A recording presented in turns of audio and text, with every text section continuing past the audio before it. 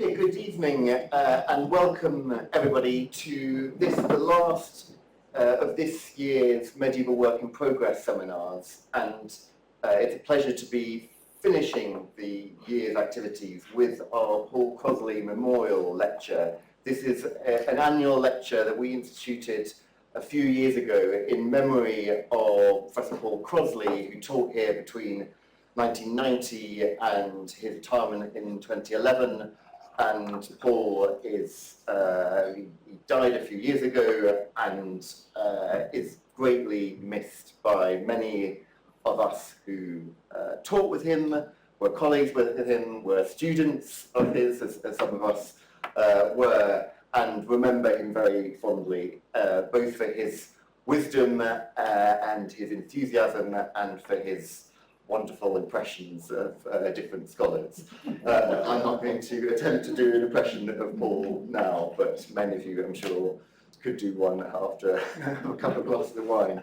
But Paul, amongst other things, Paul was a great champion of an international view of Gothic architecture, a pan-European one that's reflected in his great vision of Paul Frankel's Gothic architecture, but also reflected in his scholarship, his publications, and also in the very wide range of PhD theses he published, with a huge kind of geographical range across Europe.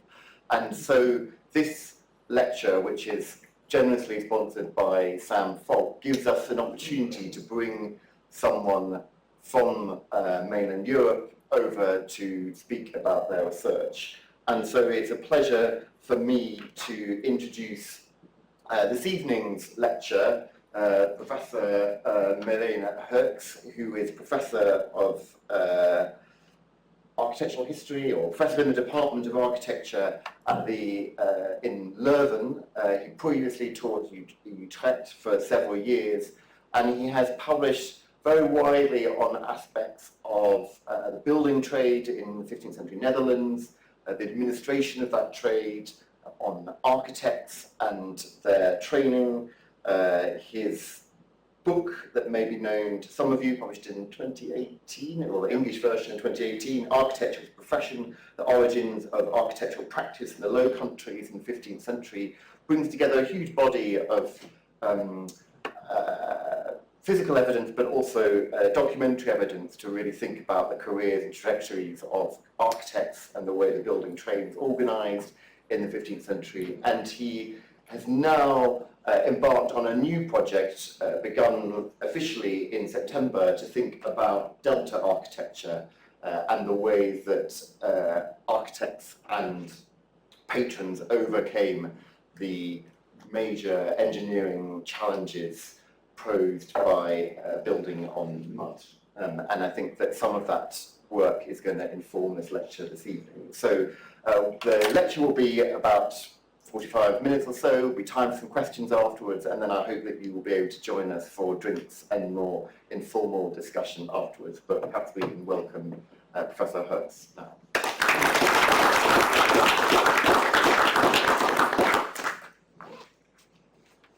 Thank you very much. It is a great honor to be here. Obviously, I've never met Paul Crosley, but I know his work. And well, it's great to have been invited for this memorial lecture. And when I prepared this lecture, we discussed a little bit the subject of it, and that it should be on my current research project. But then I thought, well, I should include a substantial part of Gothic architecture, whereas what I'm doing now goes into the 17th and 18th century. But I wanted to start with Gothic architecture. That's why I changed the title a little bit, Land of Leaning Towers. And I will start first with the towers that were built in the late Middle Ages in the Low Countries.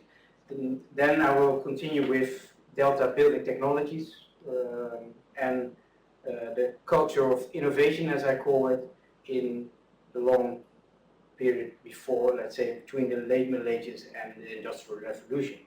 That's quite a lot, so I will focus on several case studies to show you some of the research that we're actually doing and what I hope to expand in the near future. And if you think about leaning towers, of course, obviously what comes to mind is the Tower of Pisa, and that had to wait until the 21st century to be stabilized. I mean, it has only been done in 2001. And I will show you some examples of leaning towers that were stabilized centuries before, when the Dutch already did it in the 17th and 18th century. But first, let's start with the towers. Towers in the Low Countries hardly end up in the textbooks or the surveys books of Gothic architecture, even though there are some very innovative designs, and I show you only two. One of Our Lady, which is now a cathedral, but at that time was a collegiate church, which has an intricate open spire, open work spire, and then on the right it's a drawing from the beginning of the second half of the 15th century, probably even beginning of the 16th century. It's not known, and it's vanished. So this is a photograph, black and white photograph, that was taken in second half of the 20th century, and there what we see is a bulbous slate-covered spire, something that has been applied also to residential architecture in the Low Countries, and then was taken up in Spain as well. But I won't go into that, but just to show you some of the nice examples of innovation, but other kind of innovation that we'll talk about in the second half of this lecture. But just to give you an impression of a selection of towers, is this overview starting around 1300 and ending in 1550. They're not all towers, but just wanted to show you that, of course, there are interesting designs, but what is specifically striking about these towers is the high density. One could say that the Low Countries have the highest density of medieval skyscrapers. So it started all off with Bruges, the very first tower, an upper half, and then with Utrecht Cathedral. And then, interestingly, it took off not in the affluent towns and cities in southern Netherlands, like Bruges and Ghent and Antwerp, but the first towers that were built after these towers were built in the upcoming towns of Holland. Dordrecht, which you see here, which was also on the announcement of this lecture, and then Delft, and I will go into that. I will show them in a few slides. As you can see, there are only two examples of a twin tower at West Front, which is Brussels, we have in the middle, and then the far right, we have Antwerp, where you can recognize it by the spire I just showed. But for the rest, they're all single west tower on the main axis of the church. And most of them weren't finished. The only example that was actually finished in the late Middle Ages, well, only three examples are Bruges, Utrecht, and then Antwerp. And for most of them, we have only the trunks, massive trunks that are still there. So probably a better idea of the real ambition of this tower competition is to show you the plans of the footprints of these towers. And I've put them here on the same scale, starting again with Our Lady in Bruges, and then Utrecht Cathedral, and then Delft, Dordrecht, and going all the way to the second half of the 15th century, ending with Veere, which is now a small town. It was at the time was a small harbour town. So let's say the major centers from the south, Bruges, and the north, Utrecht, which was the only cathedral in the north, started with this tower competition, and it was soon taken over by many smaller towns and even, well, rather village-like towns like Veere.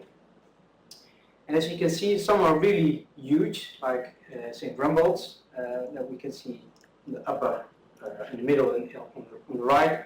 And then here we see Zierikzee, which is also, it's a harbour town, and at that time, it's really small, but at that time it only had a few thousand inhabitants.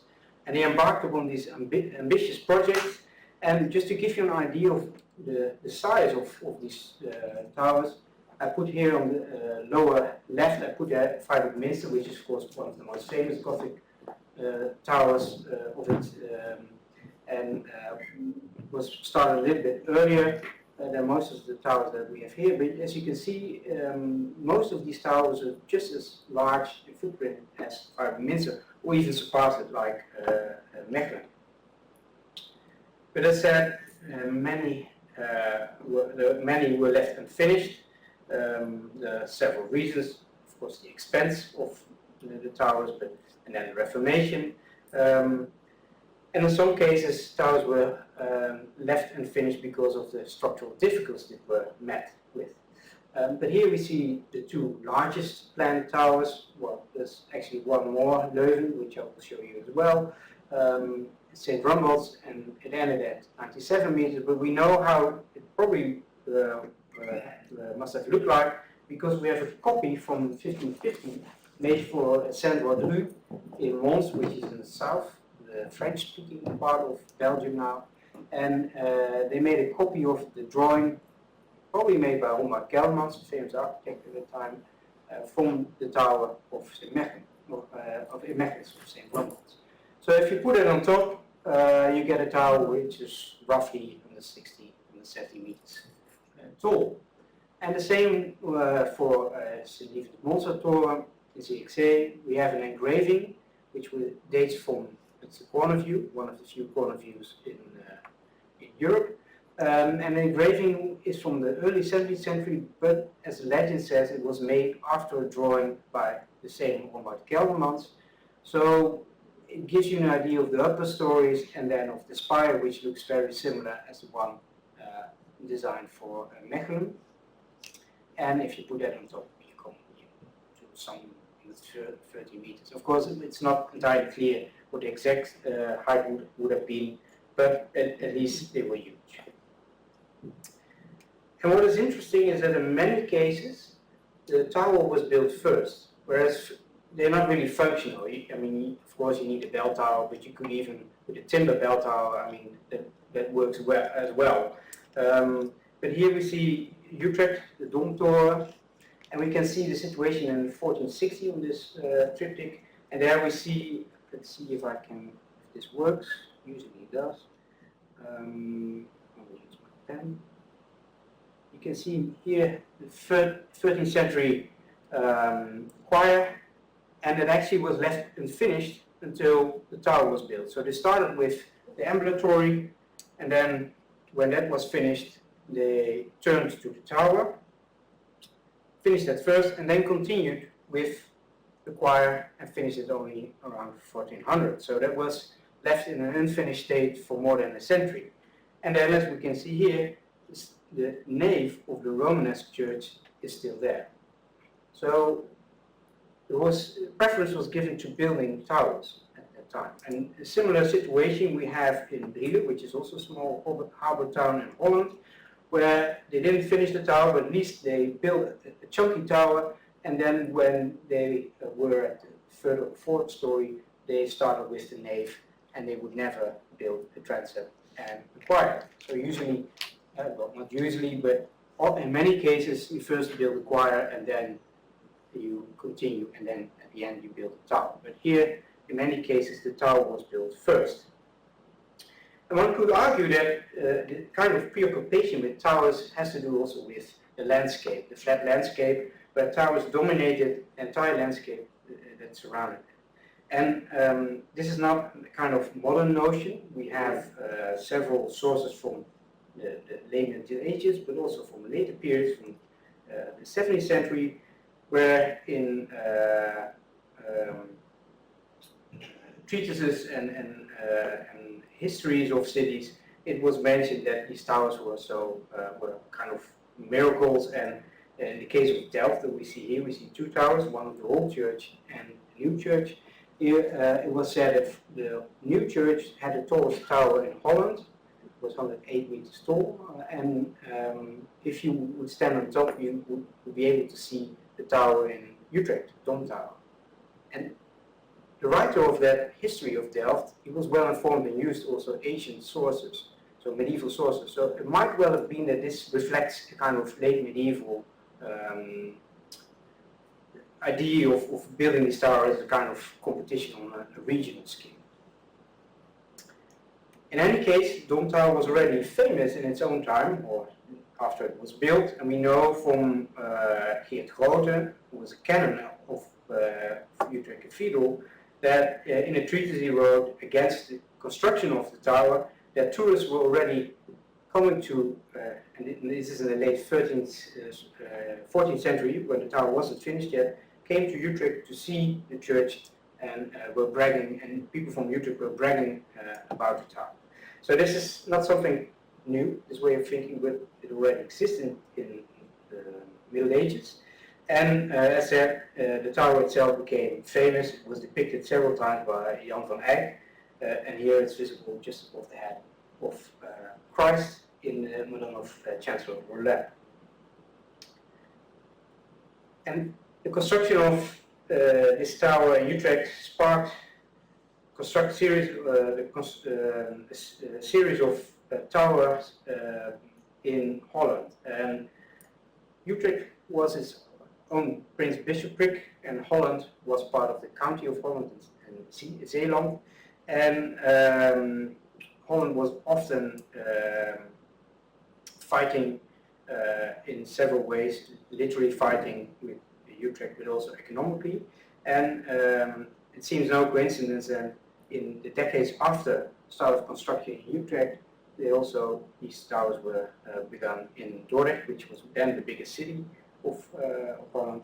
And actually it follows more or less the same design as Utrecht. I mean, there are many differences, but in a sense it's a chunky, blocky base, and then on top of that there would have been an octagonal lantern, which was, if you can look at the aerial photo, you can still see that parts of it were built, but then in the 17th century the dials were added, and now it's hard to recognize. But here on this painting from the 15th century, you can see that the lower part of that lantern was actually built.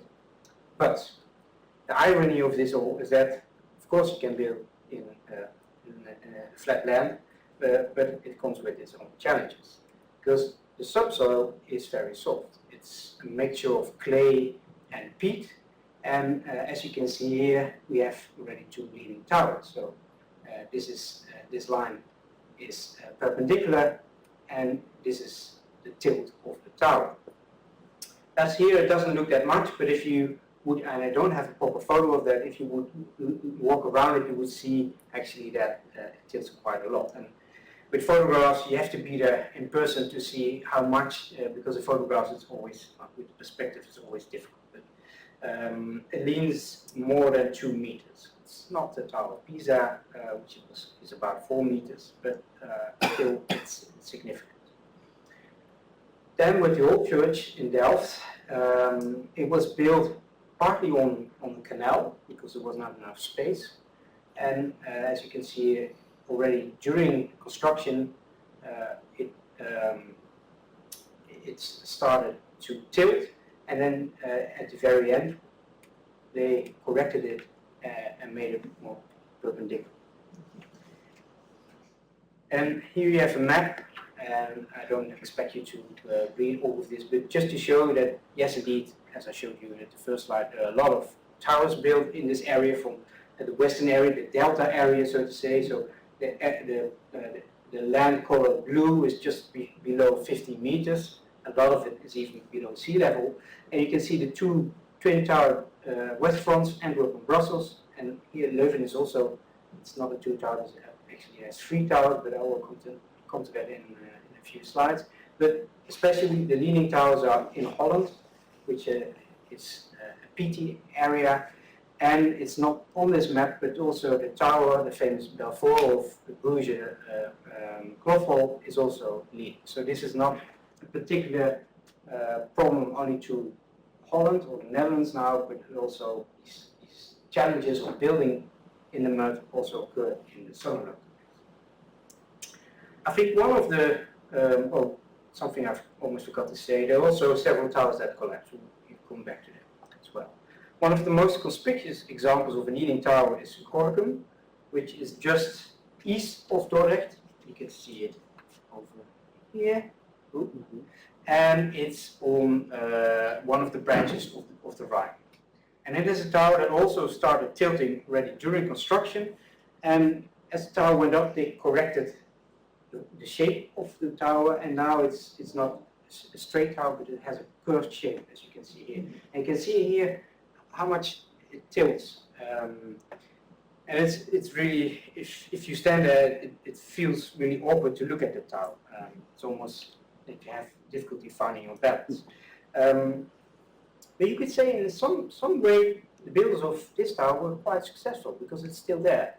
And even though when they started and they saw that the building was already settling, well, they could also simply have given up, but they didn't. And this is of course not, let's say, this is quite a risky undertaking because there are also several instances where things went wrong, like in Leiden and in Alkmaar, which is in the far north of the Netherlands, north of Amsterdam. And there we know that the towers, west towers collapsed. I show you two paintings. We say, well, in Dutch it's a maquette schilderij. It's a maquette painting or model painting. It somehow gives a 3D presentation of the church, and we don't know if it was used to discuss the design or was hanging above a box to ask the visitors of the church to contribute to the construction of the church. But what we see here is kind of idealized state. We see on the left, we see St. Lawrence's, where the church tower collapsed in 1368. And after that, they constructed the nave and the transept, and then in the early 16th century, they finished with choir. And this panel dates just before they started with the transept in 1390. But then it was part of the panel was expanded with the church tower in 1510. So they had ideas of building a new big tower, but eventually never came to be. Same with St. Peter's in Leiden, which collapsed in 1512. And the painting that was made after that collapse shows the church under construction. You can see here the transept hasn't been finished yet. So first there was a single aisle with, well, a single main aisle with two side aisles. And then later on they decided to expand the church with the transept, which is here under construction. But it also shows you the tower in brick. And it's unsure what it is. It doesn't look like the tower that was there, but it doesn't look like a plan for a new tower because it looks a little bit archaic. So whereas in Alkmaar it looks quite like an idea of, it has also, let's say, the state-of-the-art ornaments. In Leiden it's not the old tower, but it's also certainly not a plan. We simply don't know. But why I want you to show you this is that, well, towers could collapse, and that happened not only in the north but also in the south. So here we are in Leuven, my hometown now, where they designed not the west front with 2 towers, but actually with 3 towers. And we know that because we have the original plan still from 1505. And that is really exceptional. Also model, which are now put in photo montage together, but the model is actually, it's 8 meters tall and still stands in the church and was made, and we still have the contract, it was made by the master of the works, Joost Metseis. He's the brother of the famous painter, Quinten Metseis. And it was made by him at old age because they wanted to know the design when he would perish. The situation that we see now is not the situation when construction stopped after ideas of the Reformation spread. So you can see here what I drew a line on this photo montage. Work stopped at 1541, and almost 1/3, you could say, of the entire plan. And then the current situation, as you can see in photograph on the left, but indicated here on the photo montage, is a lot lower, and it has to do with 2 subsequent collapses of the South Tower in 1570 and 1572. And we don't know actually what the reason for those collapses are, but it seems that foundation problems over the course.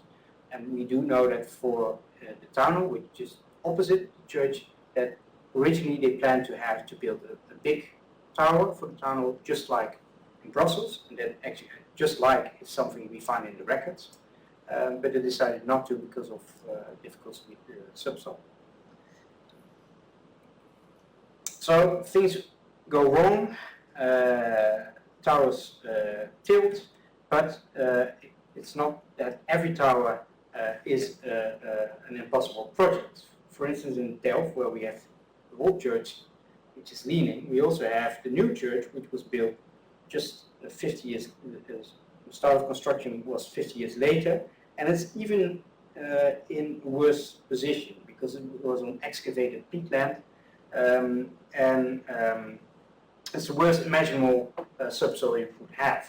And there they built a tower that was even to be taller because the old church was 75 meters and this one was at over 100 meters, almost just as tall as the Dom Tower in Utrecht. And nonetheless, they built it, they finished it, although the spire is not the original spire, and it doesn't tilt. It's almost completely perpendicular. So in a way, they were learning from mistakes, so to speak.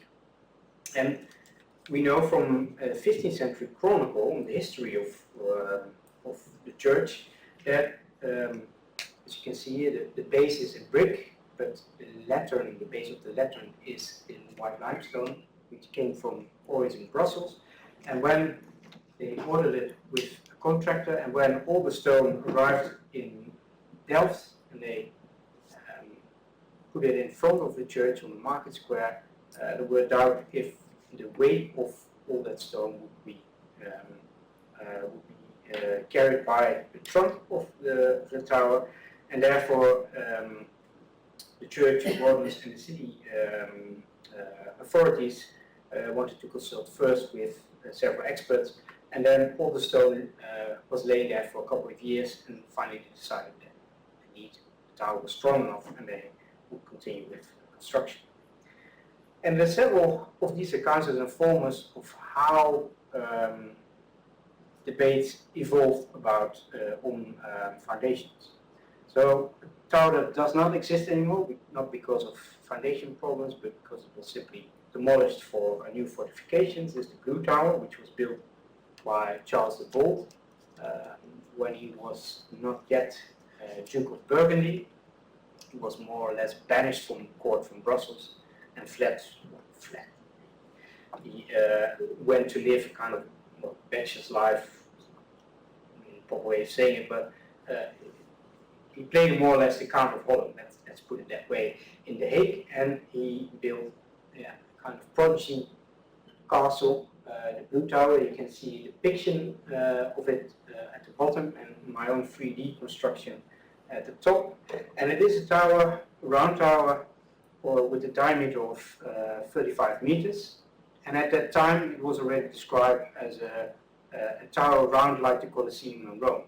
And it had a square courtyard in its interior. So it's not a tower like Coucy, which is one big tower, but it is actually, it's more like the round tower in Windsor after Edward III's renovations.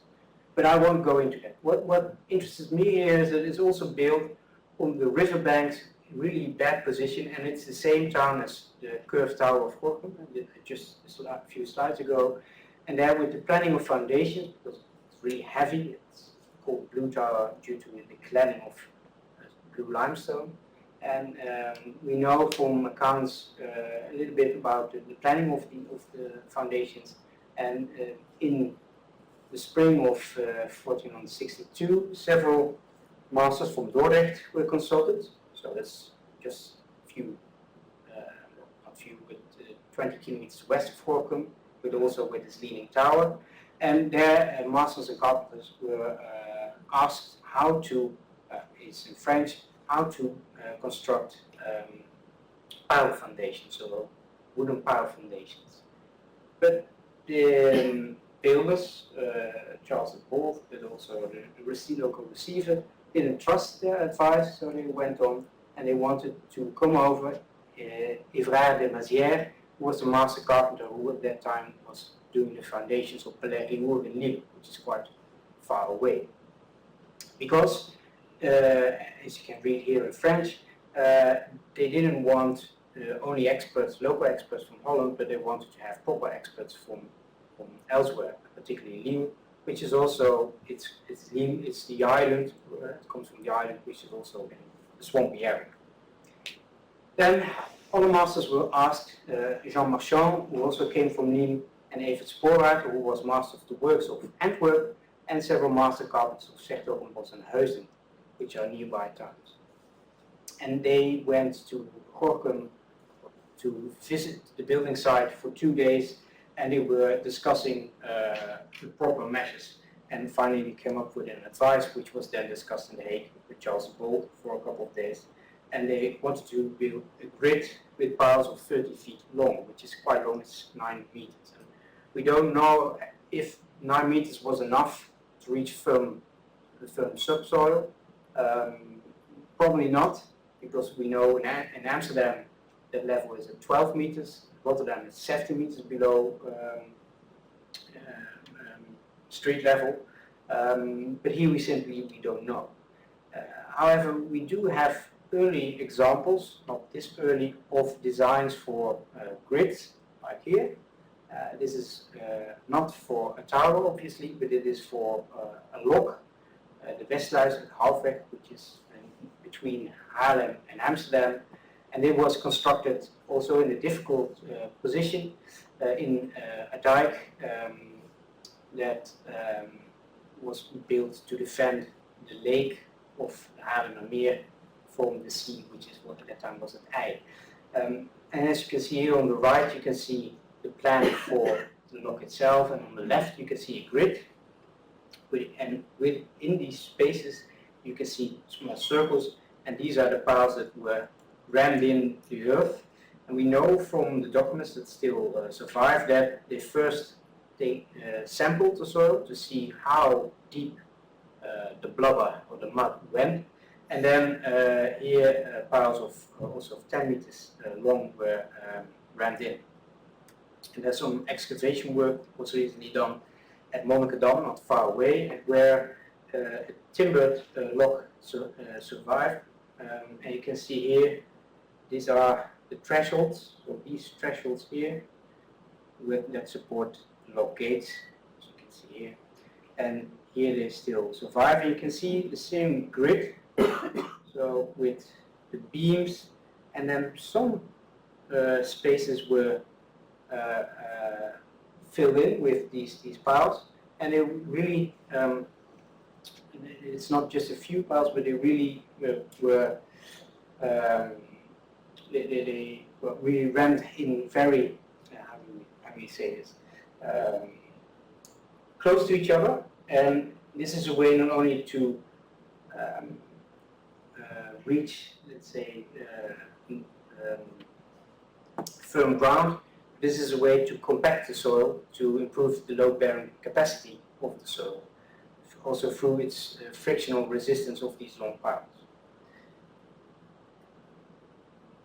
But this is an example of the 16th century, and we know that in earlier centuries shorter piles were used, even stakes, and that resulted in several cases of large difficulties. And one of those difficulties was encountered here in Rotterdam, where the piles were not long enough to reach firm soil, and the towers already started tilting in the Middle Ages. But nonetheless, in the early 17th century, he decided to extend the tower, so build another story on top, and that, of course, added extra weight, which caused the tower to tilt further. And in the middle of the 17th century, the tilt was so large that it was expected that the tower would even collapse. And then several people were asked to prepare plans to repair the tower, and eventually it was the city architect of Rotterdam, Klaas Jeremias Persoons, who came up with a plan, and he did three things. He first reduced the tilt with a timber support structure. So actually he let the tower settle. So we have a description of what he did, although it's very technical and it's not entirely clear yet what he did. But if you read it, you understand that he was of course not able to raise the tower, but he let the tower settle with about 3 feet, which is almost a meter. So you have the lower part of the tower and the upper part, and he turned the tower, corrected the tilt for about a meter, which is mind-blowing. Anyway, I mean, this is something they could only do in Pisa, only in the late 20th century. Yeah? So when we're talking about centuries before. He also provided new foundations with piles of as long as 10 meters. And first he prepared these piles and on the exterior and also with piles, diagonal piles that went below the church. And then he got rid of the original foundations and made a platform on which the tower now rests. And then to be secure, he added a new casing with larger buttresses that we can see in the plan to add extra weight at the raised end. A similar situation occurred in Amsterdam, where the old church, you can see reconstruction drawings, was also extended in several steps, and especially in the late 16th century, and that caused the tower to lean with several centimeters a year. And in the 18th century, also the situation was that bad that they thought that the tower would collapse. And then multiple master carpenters made plans to repair the tower. And here we can see one of those plans. It was not the plan that was executed, but we can see several things that remind us of the 17th century repair in Rotterdam. We can see here a timber structure that supports the tower, and timber frame that goes around the tower, and then here we see that the area around the tower is excavated and a new platform with new piles is created, and that rests not only on original walls but also on walls that were made a little bit thick. So let's say the footprint of this tower was expanded. This tower competition is not something entirely late medieval, because it continued into the 17th century, because the biggest and most prominent town or city of that time was of course Amsterdam, and it was lacking proper towers. The old church had this tower, but it was not, not something similar like Delft or Utrecht, so they wanted to have a tower that was just as big or bigger than Utrecht Cathedral. And here we see a plan by an engineer, Leegwater, with a design for the tower of the new church, and its legend shows, well, this kind of idea of mentality of, yeah, it's fairly, they still do it in Dubai, that you want to build a tower 1 kilometer high, because that surpasses all the other towers, and you see it in Shanghai and everywhere. It's rather childish, but people haven't evolved in that sense. And here we see that the intended height was 365 feet with a footprint of 60 by 60 feet, which was limited because there was a canal running in front of the church, so we couldn't have a bigger footprint. And then you can see it's just higher than Utrecht, and it mentions as well Mechelen and Antwerp and even Cologne. And what it means is that they wanted to surpass, well, Cologne was easy because it wasn't finished yet, but they wanted to surpass also Antwerp and Mechelen. Here we see a painting of the tower, which was never realized, but because in the end money from Amsterdam was spent on the town hall. But here we see an image of what it would have looked like. We see over there, we see a model that was made in preparation of the planning of this tower. But there were two factions in the city authorities, and in the end, the faction that wanted to have a civic building won, and all money was spent on the town hall. But the start was made with the tower, because you can see here the foot of the tower was already constructed here, and as you can see, it was built partly, like in Delft, in the canal. So they had to extend the quay, and that meant that the church was standing partly in the canal. And you can see here also the grid design of the foundations, and you can see here that here you have a diagonal line, and that is because that point was standing in the canal, and well, it's rather small, but one of the difficulties was also that vessels still had to pass during construction. And here you can see that we're very proud, because it's not a drawing but an etching of the plan of the foundations. It was published in honor of the laying of the first stone, and it mentions all the piles that were rammed in was 6,363, and already at that time it was described as the eighth world wonder. So not the tower itself, but its foundations. And it is something that was not only an idea of the builders or the patrons of the church, but it was kind of general idea. And you could say there was a high esteem for delta building technology, which includes foundations, but it also includes the machinery that was necessary to build such things. And here we're looking at emblemata of Roemer Visser, who was a citizen of Amsterdam, and here we show the emblem which says that daar de natuur heeft ramp, zet het vernuft en klank, which means when nature brings distress, ingenuity provides solidness.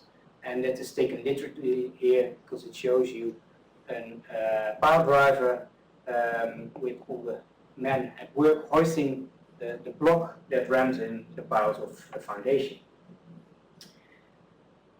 And that's something for that we know that also models were made and were also highly regarded for foundations. So here we see the tunnel and a model of the tunnel on the upper right, and we see that the model is still preserved. We see it here standing in the late 19th century in a museum, municipal museum of Amsterdam, and not only the model is standing there, but also a model of its pile foundations. So it was cherished at the time and was kept even long after construction was finished. And the tunnel was already, during its construction, was already praised not for its beautiful proportions or for the great decorations that it has, but with William Aglionby in 1696, he praised it because of, well, the piles. And that's something you read in every guidebook, touristic guidebook, that Amsterdam is built in piles. But this is, of course, you would read it in a Lonely Planet, and if you as an historian, there's much more interesting things to say about Amsterdam. But actually, in the 17th century, this was something that already was well, sold abroad. So there are several guidebooks, 17th century guidebooks, and city descriptions that mention that Amsterdam is just as beautiful as Venice, but it was far more expensive due to its expensive foundations.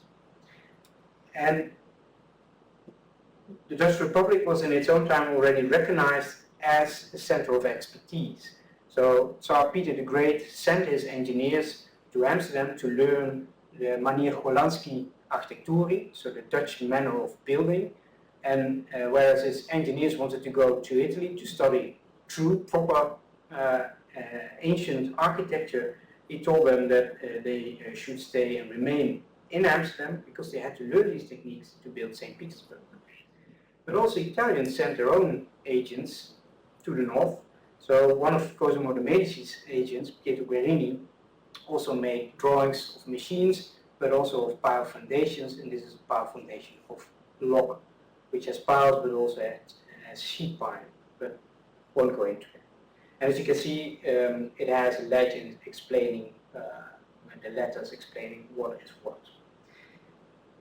But this is building techniques, but also the machinery was highly esteemed, and here we can see a view of the building site of the town of Amsterdam, you can see that indeed these machines were huge. And so these power drivers were even taller than an ordinary house.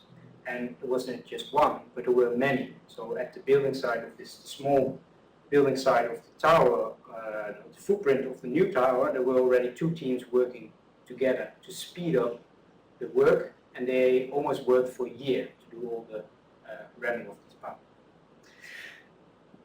And this now becomes perhaps also interesting for art historians. This is something that we almost forgot. So if you read books about architecture in the 17th century, it's always about the most famous designers, the architects. And then some other people like Cornelis Danckerserij, who was master mason in service of the city of Amsterdam. He is seen as a master mason. He's one of the building trades, but he was, together with Hendrik de Keyser, he was one of, let's say, the main architects of the expansion of the town, so now the famous canals, 17th century canals, but he also was involved with the construction of many of the famous buildings. So it's not there anymore, but the exchange of Amsterdam, which was indeed modeled on the exchange of London, which was then modeled on the exchange of Antwerp. But anyhow, it's not there anymore. Was built over the river Amstel, several churches, but here we see a portrait that was made by his son, Peter, and what we see here is not that he was the architect of famous buildings. What it shows is a bridge, and it's below, so we see the bridge. Where's my pointer? So we see here the bridge, perhaps not very easy for you to recognize, but below we see the foundations of the bridge. And we see an engraving which was made after the painting. We see also a legend, and it says that Cornelis Danckerserij, he was involved with all these buildings like the exchange. We see here an engraving on the left, but also the Westerkerk, which was the largest Protestant church until the construction of St. Paul's. And was involved with all these buildings, so he's quite busy. But then what is most important was his invention of the construction of stone bridges without obstructing the flow of water.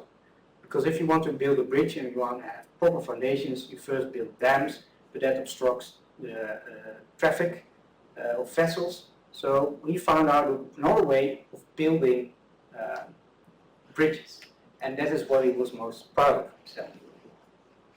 And that says something about who these people were and what they actually did. We often describe them as, well, masters in their trades, but they were actually inventors. And there was, in the 17th century, kind of climate of innovation. So what we see here is in the late 16th century and early 17th century, the Staten-Generaal, so the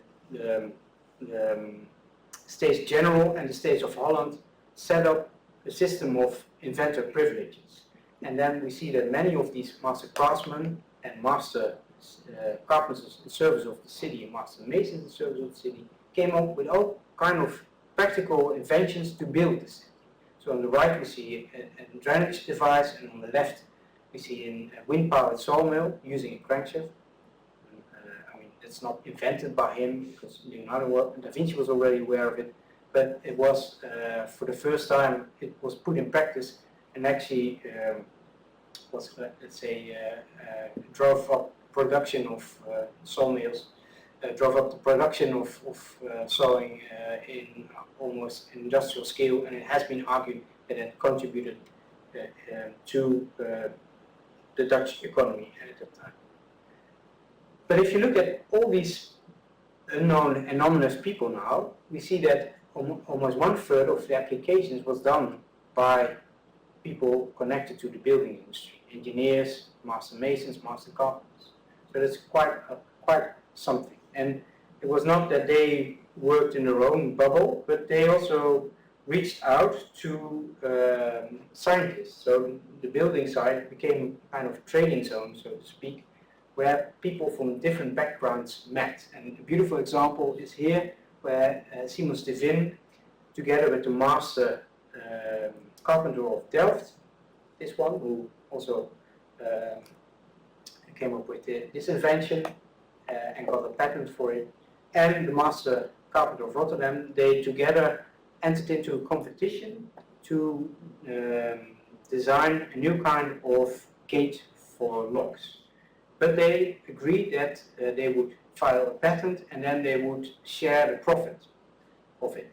So they all three came up with their own idea. The only one who got patented was this one by Adriaan Jansson, but they agreed to share it. So that it shows that scientists, engineers were actually interested and were talking with these people from practice. And that is not something specific, I think, for the Low Countries, for the Dutch Republic, but there are many cities that were built in water, in the main deltas in the world. And actually, if you look at deltas, most of them have been conquered only from the 19th century onwards, when industrial building techniques became available. Think about Bangkok, for instance. And there are many other examples to name, but the three deltas where cities were built already long before, which is the delta at Venice, but also the Po delta with Ferrara, for instance. Here we have Bruges, Amsterdam, and also the Yangtze Delta, which has several cities which were built in water. So I, with my project, want to understand what kind of techniques were developed, and also in what climate they were developed.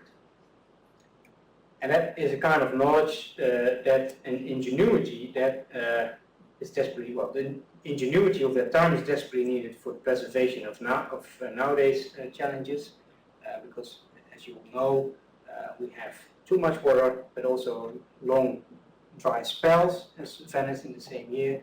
And here in Hangzhou, which is near Shanghai, we see a bridge that collapsed after heavy rainfall. So that is something that will become more challenging in the near future, as you're all aware of.